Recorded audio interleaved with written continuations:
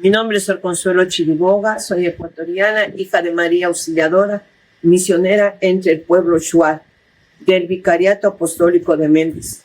Por gracia de Dios y con la ayuda de mis superioras, he podido vivir mis 45 años como misionera en la selva ecuatoriana. Sentí la vocación misionera cuando estaba en el colegio, al ver a las hermanas en el María Auxiliadora de la Junín, donde me formé.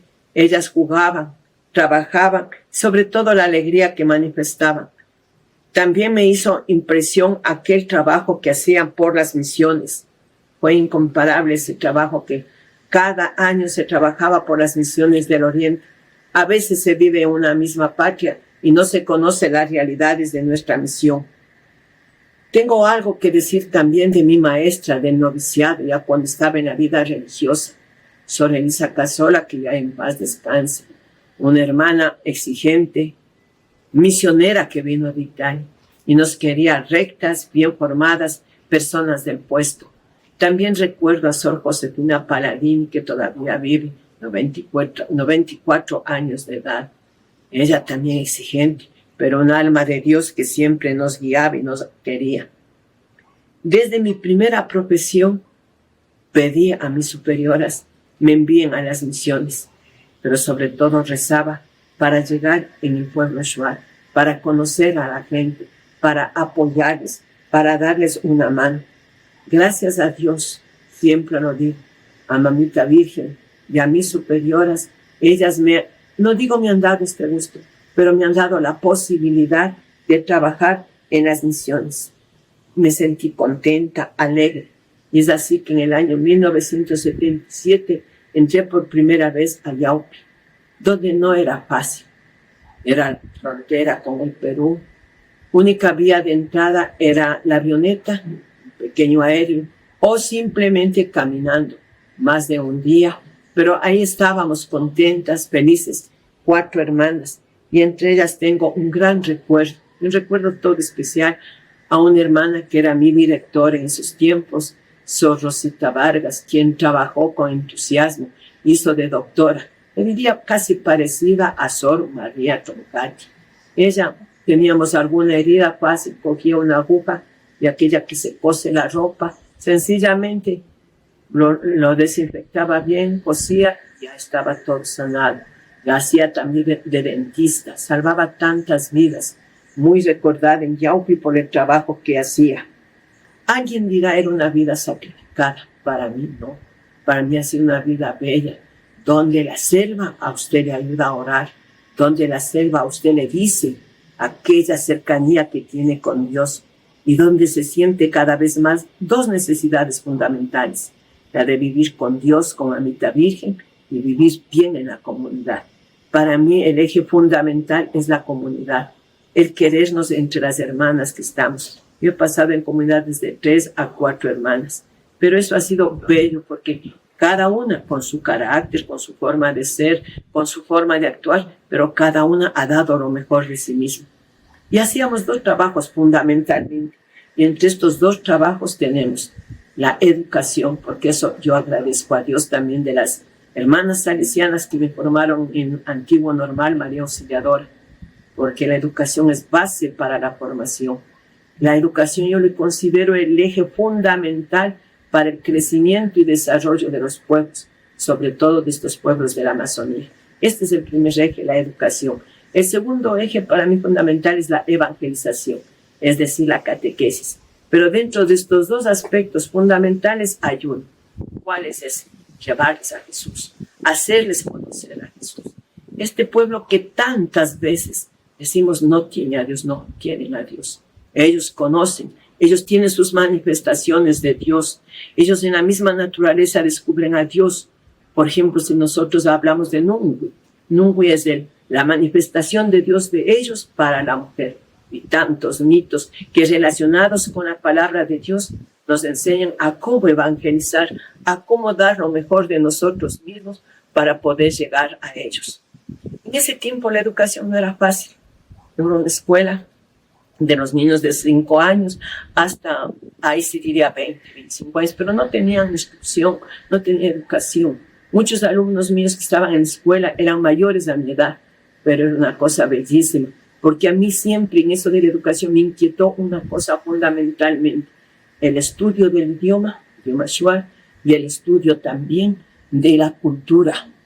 Gente que vive en la selva, gente que está más relacionada a sus dioses, a sus manifestaciones de Dios. ¿Cómo llegar a ellos? Dentro de la educación, la preparación que se ha dado al pueblo shuar, aquellos docentes que no tenían el título, los salesianos nos ayudaron a que a través de becas ellos puedan adquirir un título de tercer nivel, que sería licenciados en educación intercultural. Alcanzamos a que 60 de ellos puedan tener este título. Lo hicimos con la ayuda de Dios. Pero también nos dieron la oportunidad de que 20 personas que habíamos colaborado saquemos el título de maestría en educación intercultural. Lo hicimos. Todo eso gracias a ellos, reconociendo siempre que es necesario una preparación para que el pueblo camine. Y la educación, como dije anteriormente, es la pauta para el desarrollo de los pueblos. Se organiza la Federación de Centros Shuar. Aparecen ahí las escuelas que tal vez alguna vez ustedes escucharon, el sistema de educación radiofónico intercultural Shuar.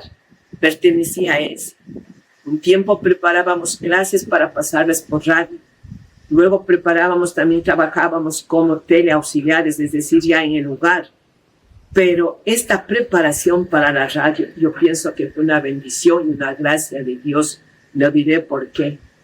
Dábamos la clase desde Sucúa, de la sede de la Federación Shuar.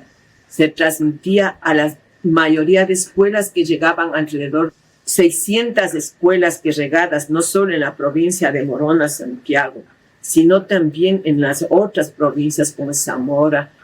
Inclusive ya la gente comenzó a emigrar, a salir a las provincias de la costa. Ellos escuchaban la radio y podrían aprovechar para realizar su educación básica. Por eso yo considero que es fundamental la educación. Ahora, nosotras como hermanas misioneras ahí en la comunidad teníamos un internado, porque con eso iniciamos en las misiones. Y ese internado iba alrededor de unas 100 estudiantes.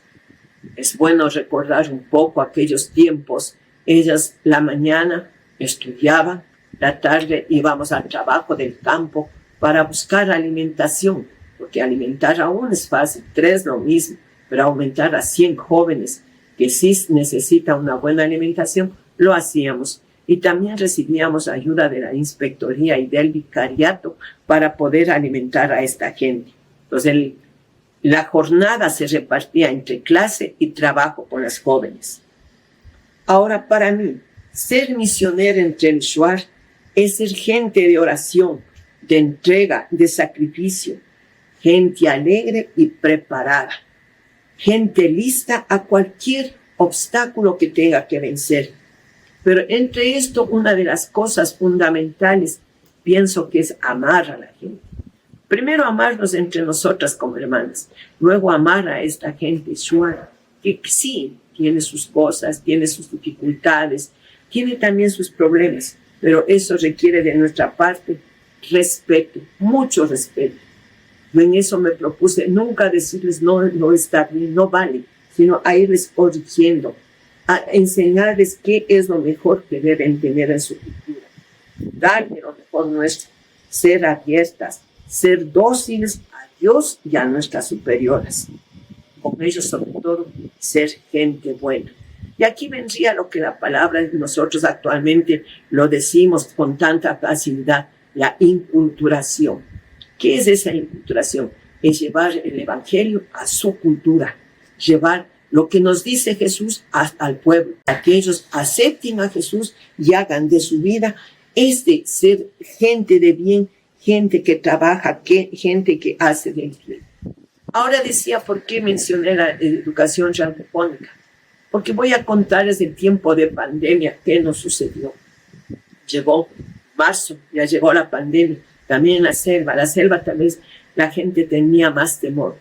Nos dejaron solas a las misioneras, a los misioneros, y ellos se retiraron a la selva. Fueron a hacer sus ranchos pequeños, a vivir tranquilamente. Para ellos no era problema. Pasó una semana. Dijimos, ¿qué hacemos? No podemos quedarnos así. Vamos entonces con los salesianos, porque nosotros en la misión trabajamos salesianos y salesianas.